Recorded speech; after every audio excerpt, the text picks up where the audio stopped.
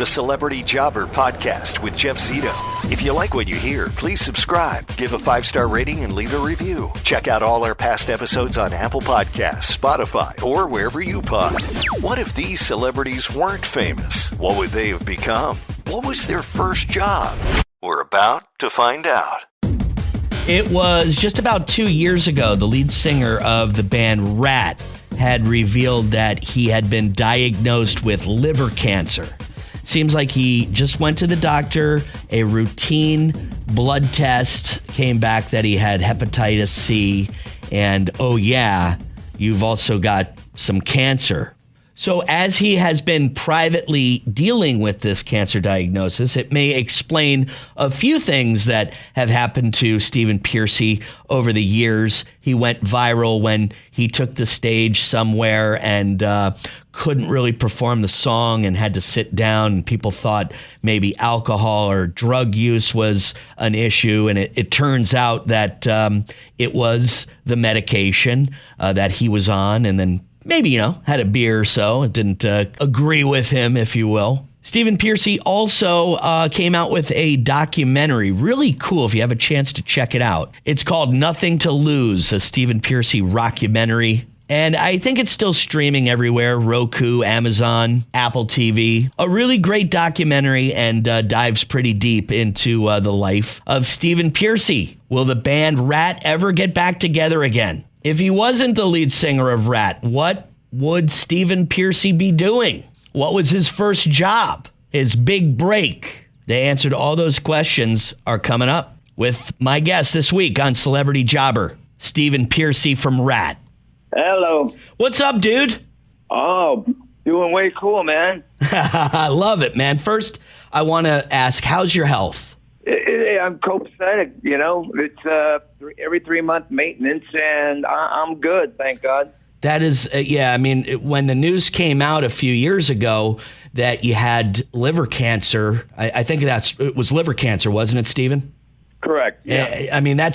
That's pretty scary stuff. So to hear that you're doing good and in remission and everything is cool is just, that's just got to make you feel good and feel like you got 9 lives, brother. Yeah, and it gives you a little retrospect on life itself, as some people in my situation would know. And it's made me prioritize actually my business and how I've stood the test of time and what I'm doing next.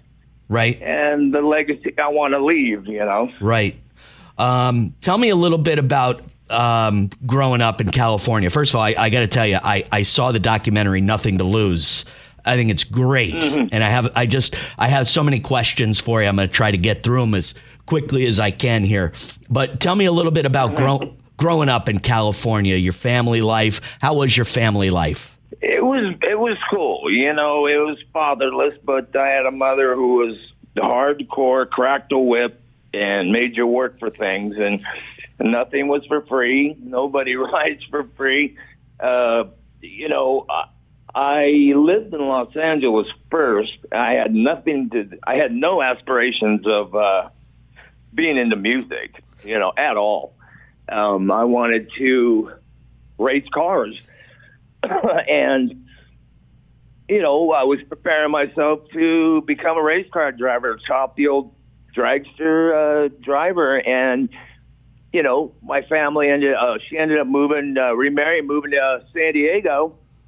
I get in an accident, and they say good luck. Well, when I'm in the hospital, they give me a guitar. Somebody gave me a guitar, and I just adapted to it. Next thing you know, music was my thing. It was my calling. I didn't ask questions. I just dug in 100% and went for it. So did you ever go back to wanting to get into, race car driving? Like after you healed, you got in the accident, you have nothing to do for months. So recuperation is boring as shit. You got to grab a guitar to keep your mind going. You figured out music was your passion. You loved it. But after you healed, did you ever think about getting back into a race car? It was not going to happen. I was injured too. I was beat too much, and I would have been irreparable if they would have even to this day, if something were to happen, because I had rods in my femurs and wires and pins, but you know what? That would be a big yes, because as soon as the band became successful and I was able to get involved again, I started sponsoring top fuel dragsters and funny cars, and that's what I do to this day. That's awesome. Throughout the year. Do you remember what your first job was, Stephen? Like first paying job? Let me think about that. Yes, I actually do. It was, I worked at a head shop in Los Angeles. And if people don't know what a head shop is, it was the place where you bought paper, rolling papers, and, pipes and paraphernalia. And that didn't last too long. And then I worked at a record store in Marina Del Rey. And this is when I was into music. And me and somebody in there, we were too rowdy and partied when we were in there. And I told them, one day you're going to be selling my record. And they went, yeah, right. That's awesome. And lo and behold, it was a Warehouse Records. Remember those? Absolutely. I remember Warehouse Records. Sure do. It's crazy that people now, or the last 10, whatever, how many years, don't know record stores existed. It's sad. And that's where shit happens. Yeah, no doubt. Stephen, what do you consider was your big break? Do you remember something happening that just changed everything for Ratt? 100%. I was booking the band. I was actually our agent manager for, up until Marshall Burrell discovered us at the Whiskey. I had booked a gig at the Whiskey for us because we became a huge house band at Gazzari's, and the next thing you want is the Whiskey because that's what Van Halen did. And I was able to get a gig at the Whiskey and opening up for Saxon. And it was for 2 shows one night, and Saxon requested 2 bands. One was Ratt and one was Metallica to open up their Friday and Saturday night show. 2 shows apiece. And that was our big break. Wow. And everything changed for you right after that. Yeah, we became house band at the Whiskey after that. Huge. And started having a huge following there. And wow, and then I just followed the steps of, the mighty Ed Van Halen, who I had met in '78 when I lived in San Diego, and moved my band up there in 1980. And that's where that goes. Man, so with Ratt, the box set coming out, the Atlantic Years, am I to say with this new box set coming out that there will be a Ratt Reunion sometime in the future? Because I know you and Warren are speaking still and talking about it, or at least that's what I heard. That would be a big no. I think the only input all of us had was for this box set, and I think we'll leave it at that. And I think Robin would appreciate that because he'd be down here kicking some ass if he was around. So no, there will not be, not without Robin. And I think the more I do these interviews, the more it's becoming evident that that's where it should stop. Well, we gotta ask, because it seems like sometimes the answer does change. And I can't go out there and have my band represented with 3 unknowns and then an original member you can't even recognize who has no interest really in the true legacy of the group, Such a huge and influential band from the 80s and 90s. And Stephen Pearcy, thank you so much for your story. Really, really interesting stuff. I appreciate your time, man. Thank you, brother. I mean, 0 aspirations of getting into the music biz. He wanted to be a race car driver, which is kind of funny. I always try to compare myself to guests And my comparison to Stephen Pearcy is that I was somewhat interested in drag racing. When I was early on in my radio career, I had a gig on Tuesday nights at a drag strip. And, they would pay me a few bucks to come out there and introduce the drag races. And I kind of got interested in drag racing at the time. So I tried it a few times. I liked it. I wasn't good at it, but that's about where the comparison, that's about where the similarity comes to an end. So had zero interest in the music biz until, of course, he got into that accident. I think he said he was riding his bike, got hit by a car, goes into the hospital, no more drag racing.